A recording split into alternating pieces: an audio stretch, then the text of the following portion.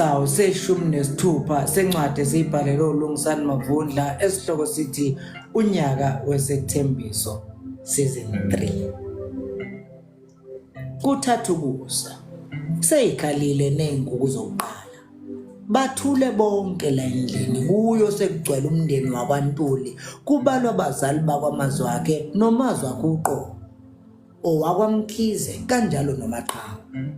Yize noma sebemkhululile umlisa lo beboshwe ensikeni kodwa usahleli ngokwesaba ethukizanya ngenhla kaMazwakhe nakha akaqonda ukuthi isiphetho salomhlangano esiphi. Bahleli ngokuziqoqa besifazana ohlangothini kulo kwasukuma uZolile ngengoma yesonto ethi sekuntambama seliyakushona. Lo mhlabeleli uqhubeka athi nanka amathunzi asemade wona ebese phetha ngokuthi ephindaphinda ivesi elithi ngena nawe indawo isekhona. Mndeni wami, ngicabanga ukuthi angone uma nginibiza ngomndeni kimi nonke njengoba nilapha nje. Angiqale ngixolise kwabadala bomuzi ngokubamela. Ngingowesifazane kodwa ke kungifanele ukudlula kulesi sigaba. Ngifuna ukubonga. Ngibonge ngitusa ukweseke ngipha khona ngezikhathi zonke uhambo lwami luzanyazanyiswa. Ngiyabonga Ntombi kaSibeko uZolile ebheka unina ecwebe inyembezi kodwa ebusweni achachamba ukungcono. Ngiyabonga. Ngibonga ngoNkulunkulu omfaka kimi angiqinise nangezikhathi la ngibalula la izimo zingisusa kuwe ngifumene owesifazane engifuna ukukhula ngibe uyena. Kusengazuthi bonke abesifazane abahlukunyeziwe bedlula kulobu buhlungu bokwephuca okuligugu kubona bebangathola omama banjengawo. Omama baziyo ukuthi kukhona konke sephucwe khona ngabelizwe. Mama wami, ngiyabonga. Ngiyakuthanda kakhulu. Ungenze ngazi ukuthi uyinqabe engingabalekela kuyo naseyikhukhuleni ezisemuka impheme esiphephela kuyona. Nani bobaba makunjalo. Bephendukela kuphela noThabile. Madlamini umuhle phambi kwamehlo kaNkulunkulu esimbongayo ngenhliziyo emnene akuphe yona yokukhathalela ukusiza okungalindele enzuzo. Sibonga inkonzo ayifihle phakathi kwakho uNkulunkulu yokuzehlisa ngoba ngakho uyophakanyiswa ngesikhathi esifanele.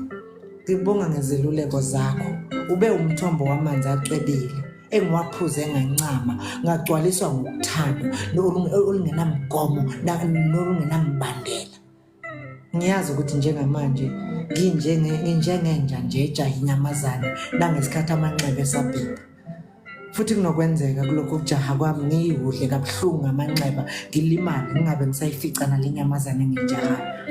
Kodwa ke pho sizothini ayami lenyamazane futhi angeke ngivume ibanjwe omunye umuntu ngoba imina umvusi wayo. Abuke uMazwakhe ngaphesheya agobe akhiphe iBhayibheli esikhwanyaneni ayefike naso aphinda phakame. Engikubonga kakhulu kuwena ukungibopha amanxeba uphinde ungibuyisele emkhondweni njalo nangesikhathi sengiduba ngidikila. Ithuli bebodwa badonsa umoya ngesikhathi amadoda edla imhlathi apheqeza iBhayibheli lakhe abheke kuqhamukile uZolile. Dadewethu ngiyakuxolela ngane kababa emphulula ikhanda akhala uqhamukile. Okwenzeke kimi bekufanele kwenzeke ukuze kufezeke inhloso ezithile ngempilo yami. Mina ngiyakwemukela futhi ngizokhula kukho ngizakhele izifundo eziyongeseka nasekusaseni elizayo. Ngiyavuma ukuthi omubi usebenzise wena ukuze kufezeke lokho. Kanti ngiyaxolela ngiyazi ukuthi bewungeke usijikele usifisele ukufa emva kwesikhathi eside kangaka usikhulisa ngokuqotho. Ukhuluma konke lokhu nje uZolile uqhamukile useze wamayoywana izinyembezi zomunyu ukuyisola nokuyilahla. Kulungile dadewethu. Awudingi ukungitshela ukuthi uyisola kangakanani. Ngingowakwenu. Ngiyakwazi uyigazi lami. Impilo isazoqhubeka sisi. Yize sinezibaze ezikhomba izimpi esidlule kuzona. Aphendukele kuMaqhawe, kuMazwakhe. amamatheke aye kuye afika mxhawule maqeda abuyele emva ame embuka. Sando sami, isethembiso sethu sisezandleni zethu sobabili. Ngiyaxolisa ukukudlulisa kuko konke lokho ukukhathazeka. Ngiyazi ukuthi umthanda kangakanani nokuthi kuba buhlungu kanjani ukungibona ngekulezi zimo. Ngazi ngami uma nawe udlula kuzona.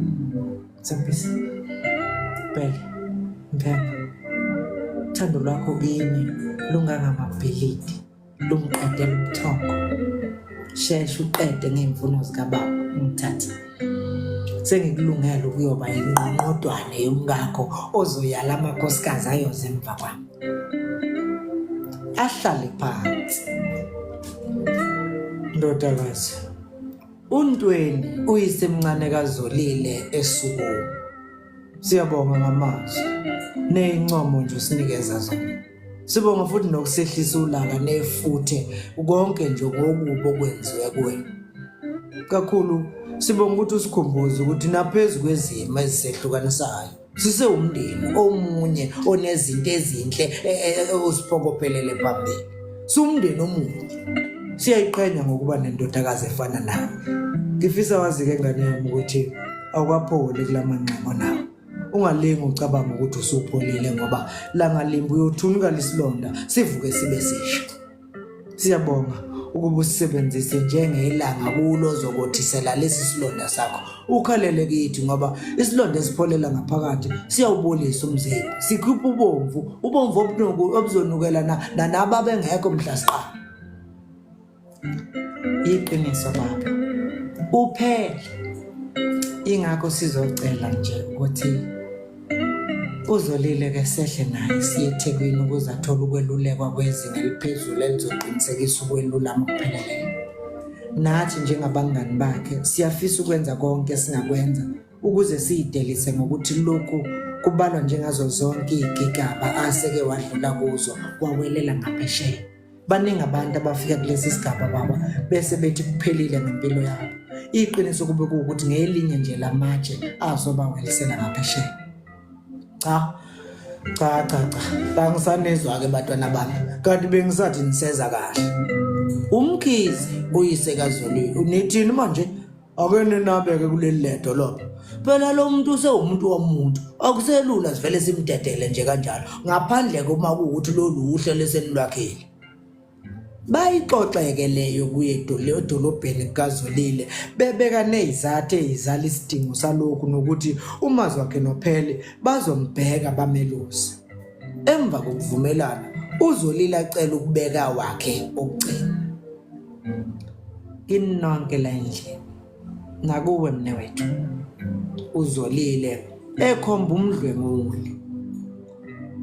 Ngicela ukunipha lamazwi abe umphako oyothwala inhliziyo zenu ahambe nani indlela yenu yonke.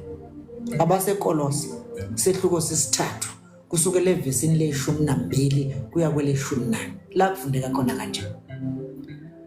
Ngakho ke njengabakhethiweyo bakaNkulunkulu abangcwele nabathandekayo yembathana ububele benhliziyo nesisa nokuzithoba nobumnene nokubheka kade. Nibekezelelana, nithethelelana. Uma umuntu enensolo komunye njengokuba nenkosi yanithethelela, yenzani njalo nani.